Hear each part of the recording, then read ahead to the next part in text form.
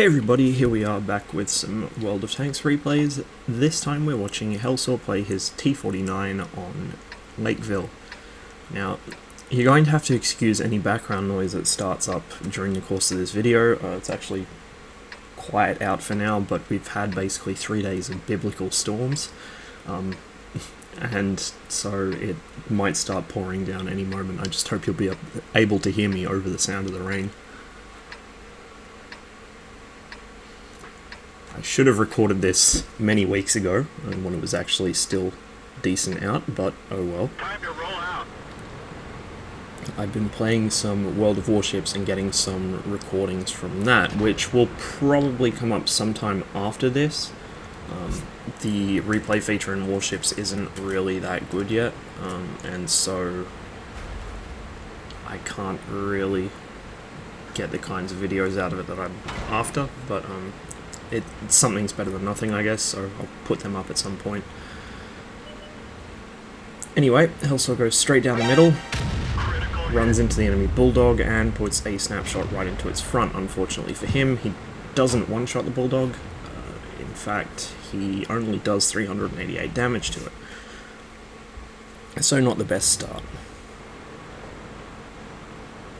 However, he is at least in cover. He backs out to try and take a shot at some of the enemy tanks going into town, and the T-37 puts a shell into his engine. Now, of course, a light tank with a broken engine is a dead tank, and so he uses his repair kit.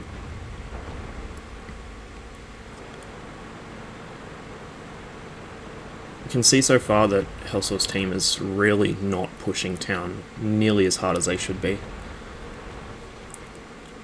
And so he tries to make up for some of the aggression in mid, spotting targets sitting further back. Goes for a shot on the T-37, even taking a hit to aim it in, but there goes that T-49 accuracy. Completely misses. And the FCM gets greedy and takes a shot.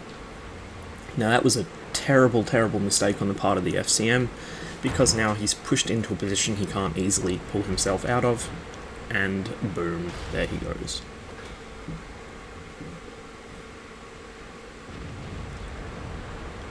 The enemy team have a lot of tanks in Valley so far.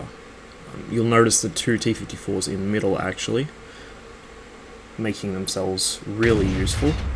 They can potentially get quite a bit of damage out from the position they're in, but it's a bit risky having both of the fast mediums on the team there. The Lorraine also has a fast medium obviously, but doesn't quite count because it's an autoloader and very big.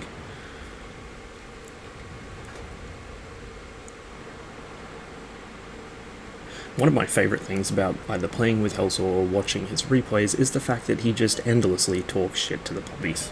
But he doesn't talk shit for talking shit's sake, he usually tells them what it is they're doing wrong.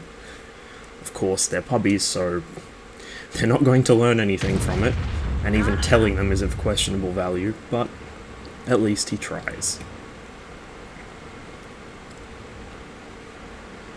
The enemy heavies have got themselves pushed in pretty hard in the town. In fact, it's about to be overrun. However, all of the tanks that the enemy team sent to Valley have rolled over and died, and now the mediums are beginning to push up it. Enemy armor is destroyed. Looking at the hit points of the enemy team, they're not too bad. They've still got a 54 with a lot of health, and a full health E75, although it's worth noting that E75 is, I think, with the stock turret. There goes the 53-55, and Hellsau gets his Arty mission, or his light tank mission to destroy Arty, I should say. Predictably, town collapses, but at this point it doesn't really matter, because not only have Hellsau's team pushed in through to kill the enemy Arty and, start capping, but there's enough force around his base to actually fend them off. There's still two T-54s, a T-30, and a Panther, as well as all three Arty. So for the enemy team to push into Hellsau's team's cap, even if the light tanks weren't constantly putting pressure on them via sitting on their own cap, it would be a very bad decision on their part. So they make the correct decision, which is to come back and deal with the light tanks. Unfortunately for them, it means exposing their sides and rear to the mediums, which are now coming up middle, and it also means that the arty is going to have a lot of time to take shots at them.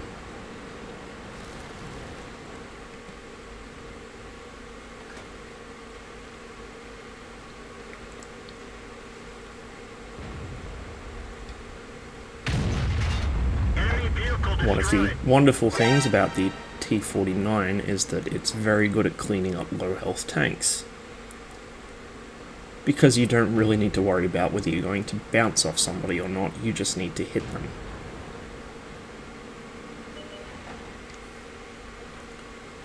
Now sitting on 5 kills, Hellsau looks for his 6th on the IS-8, and he gets it. And now there's just a single low health E75 and a T-54 left to deal with. 54's still got most of its health, but not for long.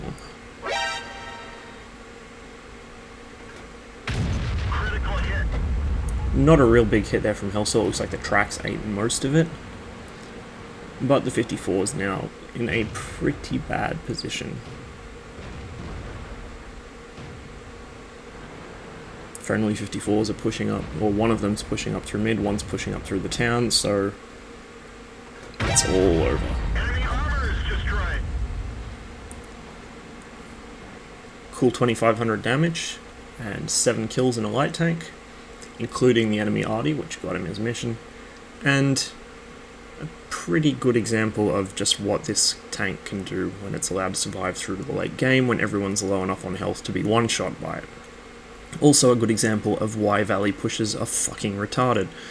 If the enemy team had not lost half their team in Valley, they could quite easily have rolled through town, pushed into Hellsau's cap, and then finished off his remaining teammates. And this is generally how Valley plays out. You can defend Valley, don't get me wrong, but pushing it is a mistake. It's a natural choke point. In some places it's not even a full grid square wide. It's easy to hit with arty, incredibly easy to hit with arty. There's basically no arty cover anywhere in the Valley. It's usually being guarded by tank destroyers, so you're going to lose a lot of health very quickly. Very little camouflage and concealment. The only real spot you can use for cover is the hill here, if you have good gun depression, and even then it's still open to arty. Not only is it a choke point with no useful cover or concealment except for the defenders on both sides, but especially on the south side, it's also swamp ground. This whole area from the C line down to the H and J lines is all soft, swampy ground, and most tanks in the game do not respond well to soft, swampy ground. Even the tanks with good traction have trouble in the Valley. The tanks that have bad traction are just going to roll over and die. So do not send a push through the Valley. At most you want a blocking force. A couple people posted up to stop the enemy pushing through it, because if you actually take good defensive positions in the Valley with the right tanks, say, tank destroyers or heavy tanks, you can fend off a much, much larger force. As you can see there, the enemy team basically just impaled themselves on their own sword, pretty much. And that's how Valley rolls. And people should know this by now, since this map has been in the game since at least Alpha. I've seen videos of a very, very early version of this map from long, long before I even knew this game existed. And so people should know. They should have played this map enough, but you have these people that have played tens and sometimes hundreds of thousands of games and still don't understand. Do not push Valley on Lakeville. Anyway, thanks for watching. Hope you enjoyed the video.